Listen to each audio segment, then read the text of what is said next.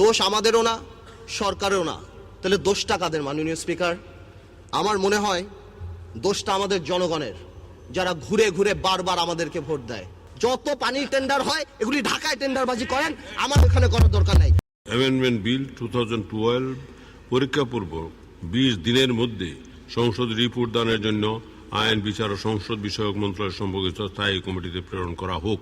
যারা এই প্রস্তাবের পক্ষে আছেন তারা হা বলুন, যারা এই প্রস্তাবের বিপক্ষে আছেন তারা না বলুন। হা জয়যুক্ত হয়েছে, হা জয়যুক্ত হয়েছে, হা জয়যুক্ত হচ্ছে। অতএব বিলটি আইন বিচার ও সংসদ বিষয়ক মন্ত্রণালয় সম্পর্কিত স্থায়ী কমিটিতে প্রেরিত হল।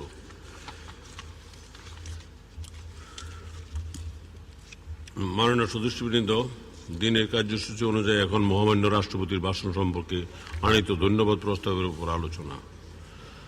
প্রথমে আমি মাননীয় সদস্য জনাব আন্দালিব রহমান 115 বুলা 1, মাননীয় সদস্য আপনার সময় 20 মিনিট। মাননীয় স্পিকার, আপনাকে ধন্যবাদ। বিসমিল্লাহির রহমানির রহিম। মাননীয় স্পিকার, প্রথমে আমি সরকারকে অভিনন্দন জানাই। আমাদের যে এই সমুদ্র বিজয়, এটা শুধু সরকারের না, সরকারকে অভিনন্দনের পাশাপাশি আমি সমগ্র বাংলাদেশকে অভিনন্দন জানাই। মাননীয় স্পিকার, মালয়েশিয়া আমাদের মাত্র 2 ঘন্টা দূরের একটি দেশ। 63 সালে তার স্বাধীনতা, আমাদের 8 বছর আগে। আজকে কোথায় চলে গিয়েছে? পার ক্যাপিটাল ইনকাম কত দূরে? আমি জানি বাংলাদেশের অর্থনীতি বা বাংলাদেশের সরকার অনেকবারই গণতন্ত্র হোঁচট খেয়েছে, কিন্তু এত কি হোঁচট খেয়েছে যে আমরা আজকে মালয়েশিয়ার এত নিচে? আজকে এই 40 বছর স্বাধীনতার পর আমাদের রাজনীতি এমন হয়ে গিয়েছে মাননীয় স্পিকার, যে আমাদের উপর থেকে আস্থা উঠে গিয়েছে। দোষ আমাদেরও না, সরকারেরও না। তাহলে দোষটা কাদের মাননীয় স্পিকার? আমার মনে হয় দোষটা আমাদের জনগণের, যারা ঘুরে ঘুরে বারবার আমাদেরকে ভোট দেয়। আমরা কথা বললেই সরকার দল দুর্নীতির কথা বলে। মাননীয় স্পিকার, আমি আপনাকে কিছু ডিজিটাল দুর্নীতির স্যাম্পল দিতে চাই। দুর্নীতির কথা স্টার্ট করলে শেয়ার মার্কেট নিয়ে কথা বলতে হয়, অর্থনীতি নিয়ে কথা বলতে হয়। মাননীয় স্পিকার, আজ থেকে ঠিক 1 বছর আগে এখানে দাঁড়িয়ে বলে গিয়েছিলাম দরবেশ তার মুরিদদের কথা শেয়ার মার্কেটের। সেই দরবেশের কথা এখন বাচ্চাও বাংলাদেশে কিন্তু বলতে পারে। সেই দরবেশের বিচার হয় নাই মাননীয় স্পিকার। এছাড়া আরো যত মুরিদ ছিল কারোই বিচার হয়নি। মাননীয় স্পিকার, গতবার তো বলে গিয়েছিলাম শেয়ার মার্কেটে জড়িত কারা ছিল। এখন সময় এসেছে হালকা করে বলার কিভাবে শেয়ার মার্কেটের ঘটনাটা ঘটানো হলো। 2010 সালের সেপ্টেম্বরে সিডিবিএল দেখলেই বোঝা যায় জেড ক্যাটাগরি নামে কোন কোন কোম্পানিগুলি তাদের টাকাগুলি বের করে ফেলেছে। আমার কাছে এখানে 8টা কোম্পানির নাম আছে যারা 1800 কোটি টাকা উঠিয়েছে। এখানে আরো 26টা কোম্পানির নাম আছে যারা 1900 কোটি টাকা উঠিয়েছে। এখানে আরো আছে যারা 2000 কোটি টাকা উঠিয়েছে। মাননীয় স্পিকার, সংসদ বা আমাদের গভর্নমেন্ট থেকে, সরকার থেকে বলা হলো, রেগুলেটর লাগানো হলো, এটা লাগানো হলো, অনেক কিছুই দেখেছি আমরা। পরে আবার সিসিটিভি ক্যামেরাও লাগানো হলো।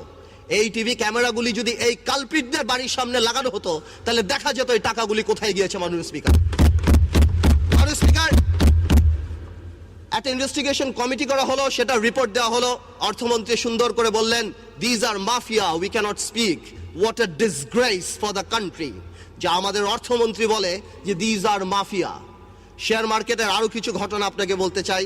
কয়েকদিন আগে পেপারে দেখলাম আমাদের বাংলাদেশ ব্যাংকের গভর্নর, কি নাম, ডক্টর আতিয়া শাহ, তাকে ইন্দিরা গান্ধী অ্যাওয়ার্ড দেওয়া হচ্ছে। তাকে তো ধ্বংসাত্মক অ্যাওয়ার্ড দেওয়া উচিত শেয়ার মার্কেট ধ্বংস করার জন্য। যখন তিনি দেখলেন যে 40% to 30% ইনভেস্টমেন্ট ব্যাংক করে ফেলেছে, তিনি যে বুঝালেন, আগে থেকে অর্থমন্ত্রী যিনি অন রিপিটেড ফ্যাশন আগেও বলেছে আমি শেয়ার মার্কেট বুঝি না, তাদেরকে নিয়ে শুধুমাত্র ওয়ার্ল্ড ব্যাংক আর IMF কে খুশি করার জন্য, চাকরির শেষে ভবিষ্যতে অন্য চাকরি পাওয়ার জন্য কি বলা হলো, bank must withdraw the money.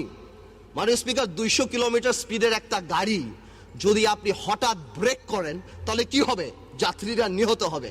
এই বাংলাদেশের ব্যাংকের কিছু ব্যবসায়িক শকুনরা আর তাদের আশেপাশের কিছু ব্যবসায়ীরা এই শেয়ার মার্কেট থেকে টাকাটা নেওয়া আরম্ভ করলো। আমার শেয়ার মার্কেটটা ভেঙে চূর্ণ বিচূর্ণ হয়ে গেল। বাংলাদেশের মিডল ক্লাস ফ্যামিলি ধ্বংস হয়ে গেল। মাননীয় স্পিকার, মাননীয় প্রধানমন্ত্রী উদ্যোগ নিলেন, এই দরবেশকে আবার সেই সিটে বসালেন। আমার মনে আছে, আমি ছিলাম না সংসদে, তবে সুরঞ্জিত গুপ্ত সাহেব বলেছিলেন কি জানি, ভূত শস্যের মধ্যে ভূত থাকা। দরবেশও কিছু করতে পারলো না, বিভিন্ন ব্যাংকের সাথে কথা বললেন, বললো নাকি কিছু টাকা দিবে, কোনো প্রাইভেট ব্যাংকের মালিক একটা টাকাও দিল না এই শেয়ার মার্কেটে। মাননীয় স্পিকার, এমনও দেখা গিয়েছে অনেক ব্যাংকের মালিকরা তারা ডাইরেক্ট ব্রোকারেজ হাউসে এই টাকাটা নিয়ে গিয়েছে। এটা বাংলাদেশের সবচেয়ে বড় কারাপশন, এই ইতিহাস হয়ে থাকবে। আমি একটা কথা বলতে চাই, সরকারের উচিত কোনো আইন পাশ করে রেট্রোস্পেক্টিভ এফেক্ট দিয়ে এই শেয়ার মার্কেটের কালপিটদের বিচার করা, অথবা এমন কোনো আইন করা যাতে আগামীতে শেয়ার মার্কেটে কেউ কোনো ধরনের এই ধরনের ফাঁস না করতে পারে। মাননীয় স্পিকার, 1 কোটি লোক রাস্তা এফেক্টেড। বাংলাদেশের মানুষের কাছে এই হাতে গোনা কয়টা টাকাই তো তাদের সোশ্যাল ইম্প্যাক্ট, তাদের সোশ্যাল রেসপেক্ট। যাদেরকে আপনি দেখেন মাননীয় স্পিকার রাস্তায় দাঁড়িয়ে শেয়ার মার্কেটের জন্য চিল্লাচিল্লি করছে, তারা কিন্তু সর্বস্ব হারিয়েছে। আরো অনেক লোক আছে, আরো অনেক মা বোনেরা আছে, আরো অনেক মিশনে আমার আর্মি অফিসাররা আছে, আরো অনেক পুলিশের কর্মচারী আছে, সরকারি কর্মচারী আছে, যারা রাস্তায় লজ্জায় বের হতে পারে না। আরেকটা ঘটনা বলতে হয়, বিদ্যুৎ। এই সরকার ক্ষমতা আসার পর অফকোর্স তাদের নির্বাচনী ম্যানিফেস্টো ছিল অনেক বিদ্যুৎ দিবে। I am sure, I want to personally thank, যে আমরা অনেক এফর্ট কাগজপত্রে দেখেছি, কিন্তু প্রথম 1 বছর নাড়াচাড়া করে কিছুই কিন্তু করতে পারে না এই সরকার। এই সরকার তাদের পছন্দ মতো কিছু লোককে বিদ্যুৎ প্ল্যান দিতে গিয়ে অনেক ভালো ভালো কোস্টাল সাবা থেকে আরম্ভ করে অনেক কোম্পানিকে বিদ্যুৎ দেয় নাই। একটা কৃত্রিম প্রবলেম এই দেশে বিদ্যুতের দাঁড়িয়েছে, কিন্তু তারপর ইনডেমনিটি পাশ করে কি করা হলো, আনসলিসিটেড বিদ্যুৎ প্ল্যান দেওয়া হবে। তারপর আরম্ভ হলো ফার্নিচার কোম্পানি, অটোবি, চানাচুর কোম্পানি, এই কোম্পানি সেই কোম্পানি, কুইক রেন্টাল দেওয়া। কুইক রেন্টাল দিয়ে দেশটাকে কুইক ডিস্ট্রয় করে দেওয়া হচ্ছে। 20,000 crore টাকা। মাননীয় স্পিকার, আমাদের তোফায়েল আহমেদ সাহেব সেদিন বলেছে, আমি জবাব দিচ্ছি, বিদ্যুৎটা গেল কোথায়? বিদ্যুৎ আসবে না মাননীয় স্পিকার, বা আমাদের চাহিদা মতো আসবে না, কারণ চায়নাতে কোনো ভাঙ্গা মেশিন আর নাই, সব বাংলাদেশের বিদ্যুৎ প্ল্যান্টে লেগে গিয়েছে। এই ধরনের কোম্পানিরা এনে সব লাগিয়ে দিয়েছে। 20,000 crore টাকা আমরা ভর্তুকি দিই মাননীয় স্পিকার। এই টাকা দিয়ে আমরা ঘোড়াশালকে ঠিক করতে পারতাম না? তারপর 1 বছর লাগা গেল বেস প্ল্যান করার জন্য। কি বেস প্ল্যান? টেন্ডার হবে। খেলবে কে মাননীয় স্পিকার? খেলবে আমাদের বিদ্যুতের ম্যারাডোনা। এই ম্যারাডোনাকে সামিট গ্রুপ, আমাদের ফারুক খান সাহেবের ভাই, সেই সামিট গ্রুপ হলো আমার বিদ্যুতের ম্যারাডোনা। আগে 200 মেগাওয়াট বিদ্যুৎ করেছেন, এখন আপনি তাকে মেঘনা গার্ড দিয়েছেন, বিবি 101, বিবি 102। ওদিকে ডক্টর ইউনুস সাহেবের সাথে যে ঘটনাটা ঘটেছে, ওয়ার্ল্ড ব্যাংকও দরজা আটকে দিয়েছে, IMF-ও দরজা আটকে দিয়েছে, এখন আর ফান্ডিং নাই। সামিটের আরেকটা ঘটনা আছে, এই শেয়ার মার্কেটে যেসব বড় প্লেয়ার, সেখানে KPCL আরেকটা বড় প্লেয়ার, 52 কোটি টাকার শেয়ার 1100 কোটি টাকায় বিক্রি করে দিয়ে মাশাআল্লাহ শেয়ার মার্কেটকে দেখিয়ে দিয়েছে। সুতরাং সামিটের ইন্টেনশন ছিল এই 1000 মেগাওয়াট বিদ্যুৎ দিয়ে $1 বিলিয়ন উঠিয়ে আমরা আবার শেয়ার মার্কেটে যাব, আমরা আবার 20,000 কোটি টাকা বের করব। বাট ফরচুনেটলি আনফরচুনেটলি শেয়ার মার্কেটে এই খেলা খেলতে পারে নাই সামিট। তাই কি করলো? তাই তারা পারফরমেন্স গ্যারান্টি দেয় না, পিডিবির সাথে কন্ট্রাক্ট সাইন করে না। এই ম্যারাডোনার মাননীয় প্রধানমন্ত্রী সেদিনও বললেন 7,000 মেগাওয়াট বিদ্যুৎ হবে। বলতে চাই, এক পরিবারের কাছেই কিন্তু 1200 মেগাওয়াট জিম্মি। এইবার আসলো আরেকজন, এর নাম আমরা দিয়েছি বিদ্যুতে মেসি। ইনি হলো মেসি, ইনি হলো ওরিয়ন গ্রুপ। 1200 মেগাওয়াট বিদ্যুৎ দিয়েছে। একটা কোম্পানিকে সামিটকে দিল 1200, ওরিয়নকে দিল 1200। বাংলাদেশের 5,000-এর 2400 এই দুই পরিবারের হাতে। তার মানে কি, আমার দেশের অর্থনীতি, আমার দেশের স্বপ্ন, সবকিছু দুইটা পরিবারের কাছে জিম্মি। আর চুরি নাকি খালি আমরা করি, কথায় কথায় দুর্নীতি আমরা করি। এরা এমন কোন ম্যারাডোনা, এমন কোন মেসি? কেন আমরা 20,000 কোটি টাকা ভর্তুকি, 10,000 কোটি টাকা ঘোড়াশাল ঠিক করতে পারতাম না? আমাদেরকে পিডিবির 600-700 মেগাওয়াট নষ্ট হয়ে যাচ্ছে। আমি আবার জিনিস দেখলাম, ইনসিডেন্টলি বা কোইন্সিডেন্টলি বিদ্যুৎ মন্ত্রণালয়ের সাথে আবার বিমান মন্ত্রণালয়ের একটা সুন্দর সম্পর্ক আছে। আমরা যেমন আমাদের নিজেদের পিডিবির প্ল্যানগুলি বসায় রেখে এই কুইক রেন্টালগুলি চালাই, বিমান মন্ত্রণালয় দেখি আমাদের প্লেনগুলি বসে রেখে লিজের প্লেনগুলি গাড়ি চালায়, যাতে করে ভালো 2 পয়সা কামাই হয়। মাননীয় স্পিকার, আমি তো শুনতাম আওয়ামী লীগ গরিবের সরকার, জনসাধারণের সরকার, ছোটবেলা থেকেই শুনে এসেছি। মাননীয় স্পিকার, এখন দেখি আওয়ামী লীগ ব্যাংকারদের সরকার। কই বাবা? হ্যাঁ, এই যে রাজনৈতিক বিবেচনায় নতুন ব্যাংক। মাননীয় স্পিকার, মাননীয় প্রধানমন্ত্রী অনেকবার বলছে আমার এমপি মন্ত্রীদের টাকা পয়সা জমা দিতে হবে, কে কত টাকার মালিক, তথ্য অধিকার, এটা সেটা, কিন্তু আমরা পাইনি। বাট আমি কষ্ট করে ইলেকশনের হলফনামা থেকে বের করে নিয়ে আসছি, সবগুলি বলবো না। ফার্মার্স ব্যাংক, আমাদের অনারেবল মেম্বার অফ পার্লামেন্ট, আচ্ছা নাম বললাম না। ফার্মার্স ব্যাংক, ব্যাংক করতে মানুষ থেকে আপনাকে জানাই 400 কোটি টাকা লাগে, 4-এর পর 9টা শূন্য, এবং একটা ডাইরেক্টরের 35 কোটি টাকা। ফার্মার্স ব্যাংক যিনি করলেন, ইলেকশনের হলফনামায় 39 লক্ষ টাকার মালিক। মেঘনা ব্যাংকে করলেন, কোটি বাটি মিলে 27 লাখ টাকার মালিক। ফেডারেল ব্যাংক যিনি করলেন, কোটি বাটি মিলিয়ে 1 কোটি 1.5 কোটি টাকার মালিক। দুর্নীতি নাকি আমরা করি? ইয়া খোদা, আমার কথা কি, দুর্নীতি অনেকেই করে লুকায়া টুকায়া করে, কিন্তু এইটা কি দুর্নীতি? খুল্লা দুর্নীতি।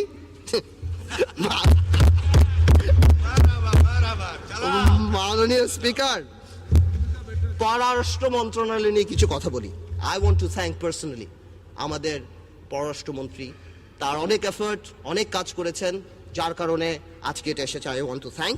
বাট বর্ডার কিলিং নিয়ে কিছু কথা বলতে হয়। আই এম সারপ্রাইজড, আমি ধিক্কার জানাই যখন আমাদের আওয়ামী লীগের মহাসচিব সাহেব বলেন যে বর্ডার কিলিং এটা রাষ্ট্র চিন্তিত না। সে মহাসচিবের পিতাই তো একজন চার নেতার একজনের জেলখানায় মারা গিয়েছে। I want to put it plain and simple, no killing is justified unless it is justified by law. এটা ধিক্কার জানাই আমি। এত আলাপ করি, এত সমুদ্র জয় করি, বর্ডারটা জয় করতে পারি না, একটাবার কি তাদের সাথে যা কথা বলতে পারি না? আমাদের ফরেন মিনিস্টার আরো বললেন সৌদি ডিপ্লোম্যাট মারা গেল, এটাতে কোনো এফেক্ট হবে না। সৌদির ডিপ্লোম্যাটও তো ইন্টেলিজেন্ট না মাননীয় স্পিকার। ওই তারিক আর খালাস বলে 20 লক্ষ বাঙালি পাঠিয়ে দিবে, তখন কিন্তু আমাদের রাস্তায় পড়তে হবে। আমাদের উচিত মার্কেটে রিউমার, আমাদের ফরেন মিনিস্টার নাকি সৌদি আরবের ভিসা পায় না, আমাদের উচিত শিশু টেক এনাফ এফর্ট সৌদি আরবের যে এই জিনিসটা সমাধান করা হোক। তিস্তা নিয়ে কিছু কথা বলতে হয়। সারা Bangladesh NDTV, Indian television, BBC সব জায়গায় দেখলাম মমতা আসবে না, কিন্তু আমাদের ফরেন মিনিস্টার বলল মমতা আসবে।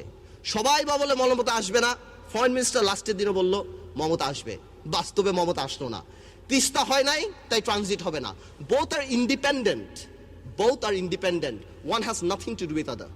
তারপরে কি হলো না হলো, এখন শুলি ট্রানজিট হয়ে গেছে। আমার মনে হয় পররাষ্ট্র মন্ত্রণালয়টা আরেকটু এফিশিয়েন্টলি হ্যান্ডেল করা উচিত। Going back to the share market, একটা জিনিস আমার মনে আসছে, মাননীয় অর্থমন্ত্রী এবং আরো অনেকে, মশিউর রহমান সাহেব ওই সুইপিং কমেন্ট তো করেই যে এটা বন্ধ করে দিতে হবে, ফটকাবাজ এটা সেটা, but I think on repeated fashion তারা এটাও বলেছেন যে আমরা শেয়ার মার্কেট বুঝি না। আমার মনে হয় একটা স্টেট মিনিস্টার বা এমন কাউকে রাখা উচিত যিনি শেয়ার মার্কেট বুঝে, কারণ 1 কোটি লোক এটার সাথে ইনভলভড। মাননীয় স্পিকার, মিডিয়া নিয়ে একটু কথা বলি।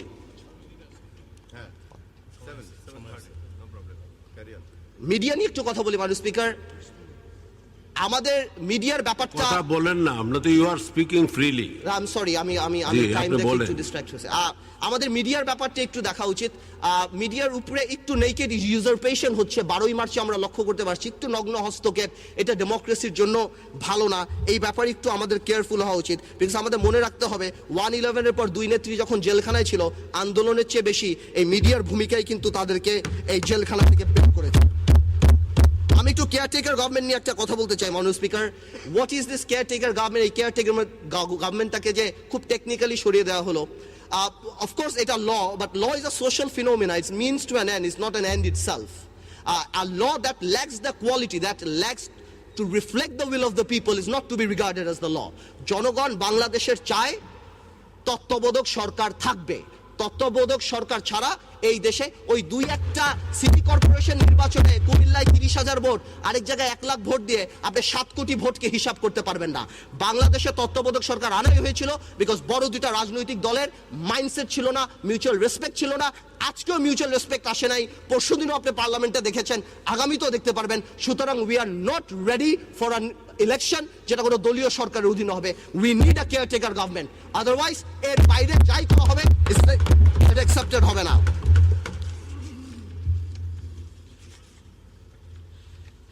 মাননীয় স্পিকার, ইভিএম নিয়ে একটু কথা বলতে চাই।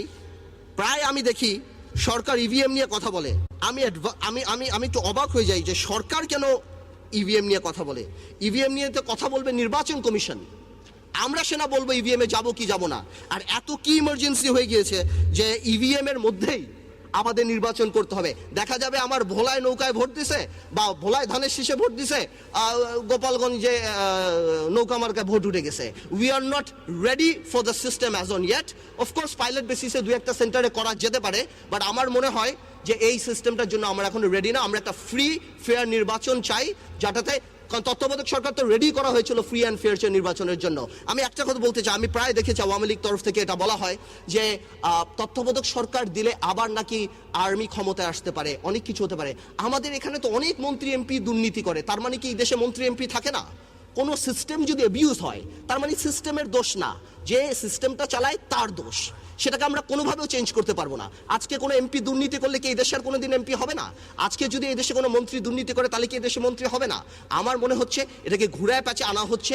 দলীয় সরকারের অধীনে নির্বাচন কোনোদিনও হবে না, দেশ আরো খারাপের দিকে চলে যাবে। মাননীয় স্পিকার, আর অর্থনীতিতে আরেকটা ব্যাপার আছে, সেটা নিয়েও কথা বলতে হবে, টেলিকমিউনিকেশন মন্ত্রণালয়। স্পিকার, টেলিকমিউনিকেশন মন্ত্রণালয়ের অবস্থা কিন্তু একদমই ভালো না। বিটিআরসি কিন্তু রেগুলেটরি কমিশন না হয়ে কেমন জানি একটা মোরাল সরকারের ভূমিকা পালন করছে প্রত্যেকটা টেলিফোন কোম্পানির সাথে। এছাড়াও এই আইজিডব্লিউ আইসিএক্স লাইসেন্সগুলি, ইভেন কি শিক্ষা মন্ত্রণালয়ের প্রাইভেট ইউনিভার্সিটির লাইসেন্সও এমন লোককে দিয়েছে যে মিলেনিয়াম বানান করতে পারবে না। বাট এনিওয়েজ, এমন লোকজনকে দেয়া হচ্ছে 11টা 12টা আইজিডব্লিউ লাইসেন্স দেওয়া হচ্ছে, 25টা 30টা করে দেওয়া হচ্ছে। এবং মার্শাল্লাহ, আগে ভিওআইপি 2টা 1টা আসতো, এখন ভিওআইপি ছাড়া বিদেশ থেকে কোনো ফোনই আসে না বাংলাদেশে, এখন সব কিছুই ভিওআইপিতে আসে। এই ব্যাপারে একটু কেয়ারফুল হওয়া দরকার। মাননীয় স্পিকার, সাগর রুনি নিয়ে আমি ছোট্ট একটু কথা বলতে চাই। মাননীয় স্পিকার, অ্যারিস্টটল যখন এই গণতন্ত্রের থিওরি দেয় তখন he never emphasised or anticipated that there something called media, এবং মিডিয়ার ভূমিকা পৃথিবীতে এত বড় হবে। আজকের দিনে আনডাউটেডলি মিডিয়া গণতন্ত্রের একটা স্তম্ভ। এই মিডিয়াকে নিয়ে যদি সরকারের তরফ থেকে সুইপিং কমেন্ট বা অ্যাটাকিং কমেন্ট হয় তাহলে মিডিয়া প্রতিপক্ষ হয়ে যায়, হালকা হয়ে যায়। আজকে যদি সরকার জুডিশিয়ারিও নিয়ে এরকম কমেন্ট করে তাহলে দেখা যাবে কোনো ভদ্রলোক জাজমেন্ট পছন্দ না করলে সেই জাজের উপরে চড়াও হয়ে যাচ্ছে। We should be careful when making comments about media, because মিডিয়াকে যদি আমরা ভালনারেবল করে দেই তাহলে যে কেউ মিডিয়ার উপরে অ্যাটাক করতে পারবে এবং সেটার বিচার হবে না। আমাদের উচিত প্রত্যেককে কমপ্লিমেন্ট করা। That's the way it should run. 12ই মার্চে যে ভূমিকা ছিল সরকারের, আমি দেখলাম সরকার বলল, সবচেয়ে ভালো হানিফ সাহেব বলেছে আওয়ামী লীগ নাকি সরকারের পরিপূরক। আমি আমি আমি আমি খুব চিন্তিত হয়ে যাই এই বুদ্ধিমত্তা দেখে যে সরকারি দল নাকি সরকারের পরিপূরক। মানে I want to thank the home minister and Hanif সাহেব যে সাগর রুনি হত্যাকাণ্ডের জন্য ছাত্রলীগের দায়িত্ব দেয় না ইনভেস্টিগেশন করতে, কারণ সরকারের তো পরিপূরক দেখা গেল ওইটার জন্য দিয়ে দেয়। এটা সত্যি না। সরকার সরকার, আর রাজনৈতিক দল রাজনৈতিক দল। রাজনৈতিক দল সরকার যখন হয় হি ওয়্যারস টু হ্যাটস, একটা হলো প্রাইম মিনিস্টারের, আরেকটা হলো দলীয় প্রধানের। এটাকে কোনোভাবেই মিঙ্গেল করা যায় না, কোনোভাবেই ওভারল্যাপ করা যায় না। এনিওয়েজ, মাননীয় স্পিকার, 12ই মার্চ নিয়ে যে কথা বলছিলাম, যেই কমেন্টগুলি করা হলো যে কোনোভাবেই আমাদেরকে বাধা দেওয়া হয় নাই, ইটিভি বন্ধ করে দেওয়া হয়েছে, বাংলা ভিশন বন্ধ করে দেওয়া হয়েছে, কত কিছুই তো করা হয়েছে। বাট একটা মেসেজ খুব ক্লিয়ার আমি দেখতে পেলাম, এই যদি মাইন্ডসেট হয় একটা মহাসমাবেশের, তাহলে এই দলের অধীনে আমরা কিভাবে নির্বাচন করতে পারি? কিভাবে? এতটুক আত্মসংযম, আত্মশুদ্ধি, আত্মসমালোচনা শোনার মতো যদি মাইন্ডসেট না থাকে। গণতন্ত্র এই সংবিধানে না, গণতন্ত্র হলো মাইন্ডসেটে, চিন্তা চেতনায় গণতন্ত্র থাকতে হবে, তাহলে এই দেশে গণতন্ত্র আসবে। মাননীয় স্পিকার, আমি আর বেশি সময় নিব না, একটা কথা বলি, পলিটিক্সে there is a simple line, that is the straight line. আপনি জনগণের জন্য কাজ করবেন, জনগণকে আপনাকে ভোট দিবে। আপনি এর বাইরে যা চিন্তা করবেন সেটাই কনস্পিরেসি, যত উপরে উঠাবেন পতন ততই খারাপ হবে। মাননীয় speaker, calm down, you'll have your turn if you understand English. মাননীয় স্পিকার, লাস্ট আমি ভোলা নিয়ে একটা কথা বলবো। আমি গতবারও বলেছি আমার ভোলার নদী ভাঙনের অবস্থান খুব খারাপ। আমি আপনার মাধ্যমে একটু বলতে চাই যে আমি আসলে আপনার মাধ্যমে আমাদের সিনিয়র মেম্বার তোফায়েল আহমেদ সাহেবকে একটু অনুরোধ করতে চাই যে ভোলায় যত টেন্ডার হয়, এই মাননীয় স্পিকার আমি অনুরোধ করছি যে এই যে মানব জমিনে লেখা, এই প্রত্যেকটা পত্রিকায় লেখা আত্মীয় স্বজন, টেন্ডারবাজি, পিস্তলের বাট, আমার ভোলায় সংশ্লিষ্ট মন্ত্রীদের কাছে হাত জোর করি, যত টেন্ডার হয় ঢাকাতে করেন, যত পানির টেন্ডার হয় এগুলি ঢাকায় টেন্ডারবাজি করেন, আমার এখানে করার দরকার নাই। আপনাকে ধন্যবাদ মাননীয় স্পিকার। ধন্যবাদ মাননীয় সদস্য।